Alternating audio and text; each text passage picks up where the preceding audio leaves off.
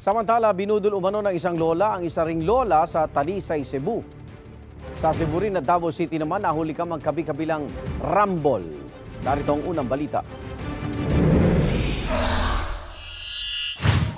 Nagbatuhan ng mga upuan ng mga lalaki at babaeng yan sa isang kainan sa Barangay 4A, Davao City noong Sabado. Base sa investigasyon, nakainom ang mga sangkot sa gulo. Selos ang isa sa mga tinitignang ugat ng away. Ayon sa pulisya, lahat ng sangkot sa gulo mahaharap sa reklamong alarm and scandal. Wala silang pahayag. Hulikam sa Lapu-Lapu, Cebu. Sinabunutan ng babaeng yan ng isa pang babae na nakaupo sa isang indoor arena. Nagresulta ito sa gulo nang sumali sa away ang mga kaibigan ng dalawang babae. Ayon sa kapatid ng biktima, naki-wifi sila roon para mag-research at download. Paniwala nila na pagtripan sila dahil hindi nila kilala ang grupo. Nagtamo ng mga pasa at galo sa katawan ng babaeng sinabunutan. Nai-report na ang insidente sa pulisya. Ayon sa lokal na pamahalaan, mas paiigtingin ang pagbabantay ng mga tanod sa lugar.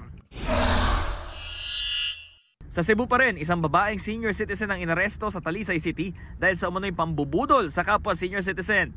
Ayon sa pulisya, nagpakilalang Korean ang suspect at ang dalawa niyang kasabwat. Nagpatulong daw ang tatlo sa biktima na pumunta sa isang hardware store.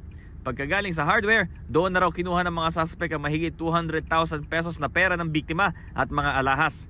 Ang sabi raw ng mga suspect sa biktima, pansamantala nilang iiwan sa kanilang sasakyan ang kanilang bag na may lamang 1,000,000 piso. Pero nang tinignan ng bag, puro papel lang pala. Sa follow-up operations, naaresto ang isa sa mga suspect pero hindi na nabawi ang mga tinangay na pera at alahas. Patay ang isang babaeng senior citizen at negosyante matapos hold upin ng pagbabarilin sa Barangay Menjola sa Sinloan, Laguna. Kinilala ang biktima na si Lydia Platero. Sugatan ang kasama niyang pamangkin na si Patrick Platero.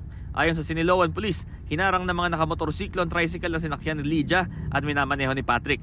Tila planado raw ang pang-hold up at posibleng alam ng mga salarin ang oras ng pag-uwi ng biktima. Posible rin daw na nagmatigas ang biktima na ibigay ang perang dala niya, kaya siya binaril. Natangay ang nasa mahigit 200,000 piso mula sa biktima. Patuloy ang investigasyon at ang pagtugis sa mga suspect. Ito ang unang balita, Bam Alegre para sa GMA Integrated News.